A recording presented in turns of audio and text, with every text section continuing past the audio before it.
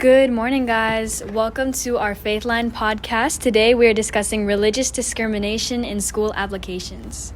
One great example of showing bias in the application process was the lawsuit against the Harvard University that was decided in 2023. This is when a nonprofit group called Students for Fair Admissions accused Harvard of favoring non-Asian Americans in their application process, discriminating against Asian Americans despite many of them being well qualified. This just emphasizes how schools have already gotten in trouble before for disfavoring certain groups of people, regardless of how unconstitutional it is. Wouldn't it make more sense to reject or accept students based on their characteristics and qualifications rather than their race, religion, gender, or nationality?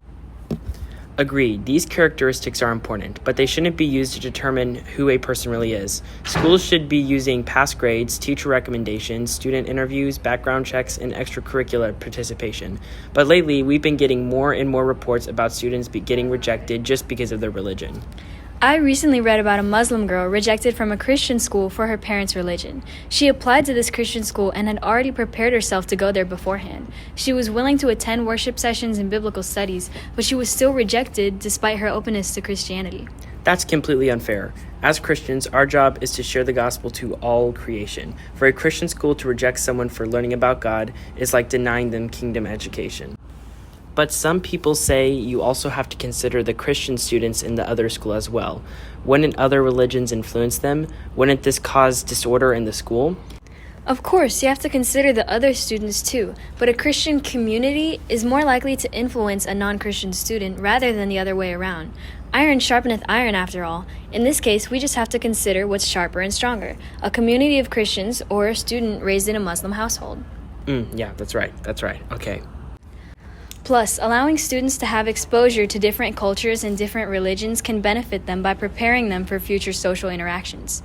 According to an article published by the National Council for the Social Studies, the study of religion is a critical lens for understanding human existence in its broader cultural context, including its relation to economic, political, and social institutions, as well as the impact of religion on history, arts, geography, language, and literature. This means that surrounding students with acquaintances of different religions and cultures can teach students how to interact with people respectfully and lovingly, even if they have different views. Exactly. Denying schools the right to accept or reject students based on race or religion can encourage diversity and acceptance. Well, that's all we have for today. Stay tuned for more amazing episodes of FaithLine Podcast. Good night.